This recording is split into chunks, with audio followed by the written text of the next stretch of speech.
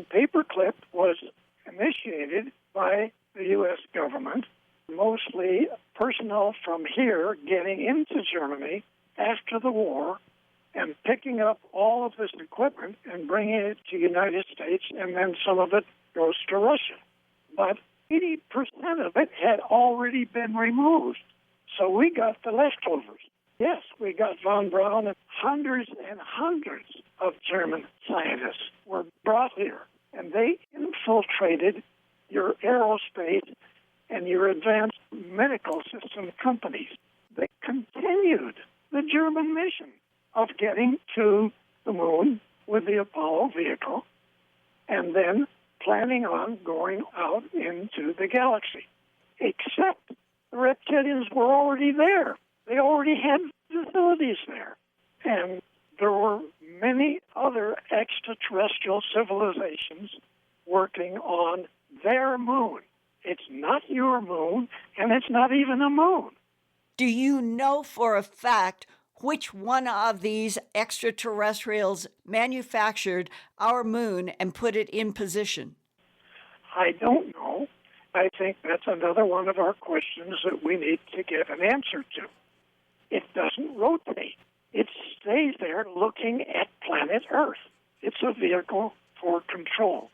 So when we got to the moon, the astronauts took their cameras and rotated all the way around, 360 degrees, looking out at the rim of the crater. You never saw the enormous vehicles parked above the crater. You also didn't see the reptilians standing on the surface underneath their vehicles, giving the astronauts the finger.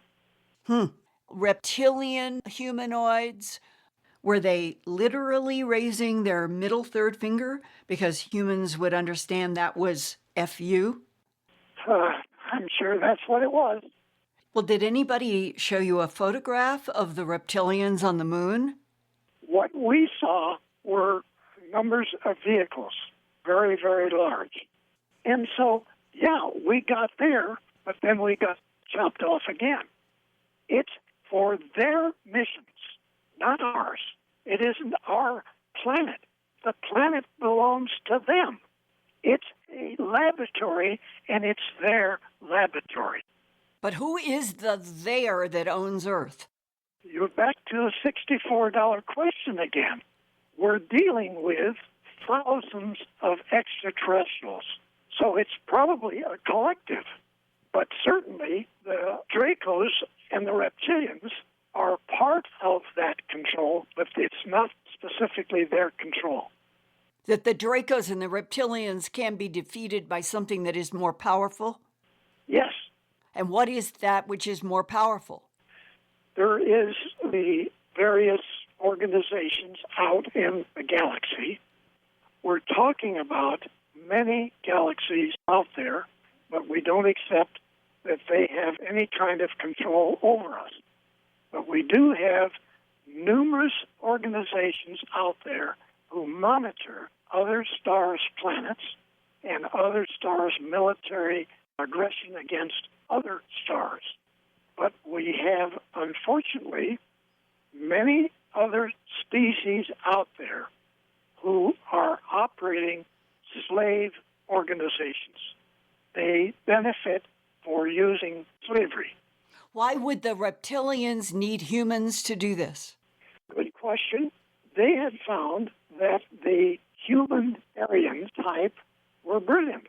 In some cases, far more than their own species. And they wanted to modify themselves to something as a combination between a reptilian and a human as far as they could.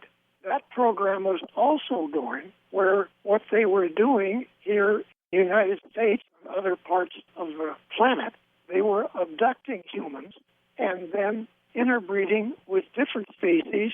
This has been going on for hundreds of years by other extraterrestrial and reptilians.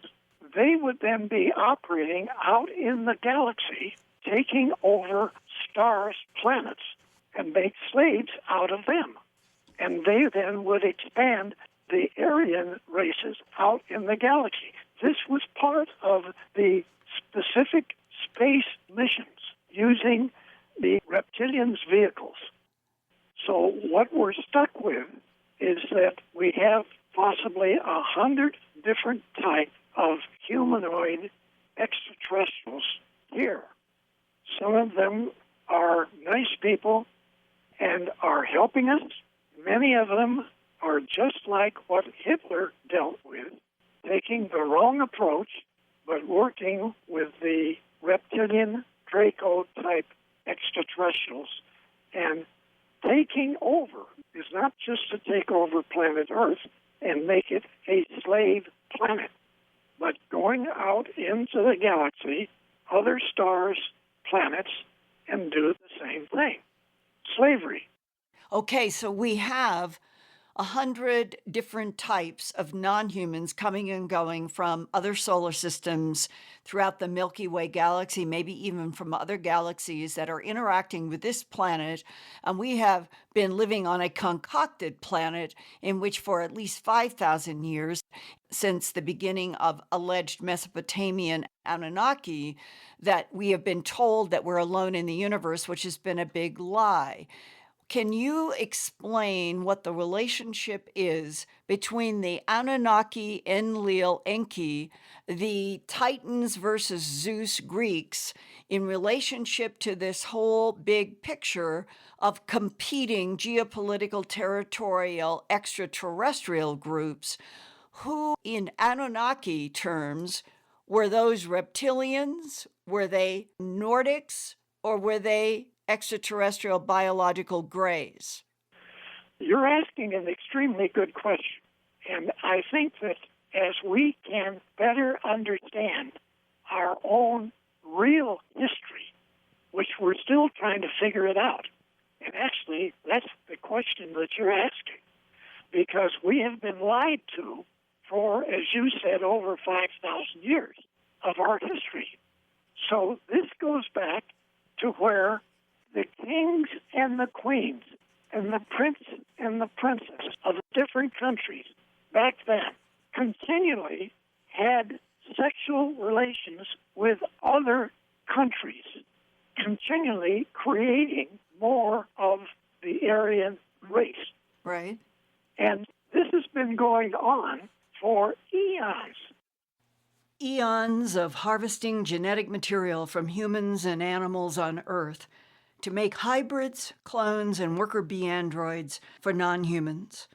That was first discussed by people experiencing alien intelligences in the human abduction syndrome. Abductee Jim Sparks told me, quote, "The aliens harvest DNA from us to make other life forms and body parts, the way humans manufacture cars and auto parts," close quote. If that's what the reptilian humanoids are doing, it would explain animal mutilations around the world in which the ears, eyes, tongues, jaw flesh, genitals, rectums, and internal organs are excised without blood and no signs of struggle or tracks around the dead animals. Parallel to the animal mutilations would be humans that are abducted for sperm and egg collection.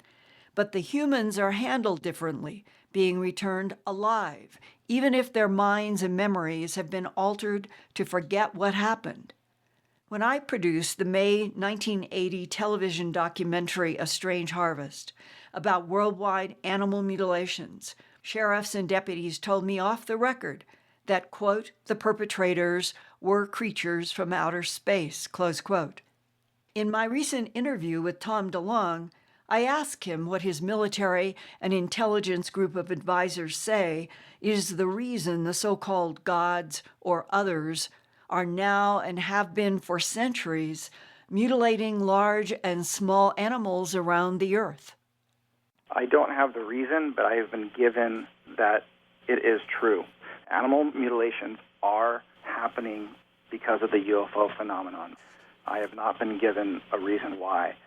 Whether it's nourishment, whether it's scientific cloning experiments, whether it's just to scare us by dropping the carcass, in the damnedest of places, I don't know. Or harvesting genetic material to create all of the body containers that they use. Which would make a lot of sense. Studying this stuff, as long as you have, as long as I have, anything's possible. But I have been told that it is from the UFO phenomenon. That's exactly what was told to me.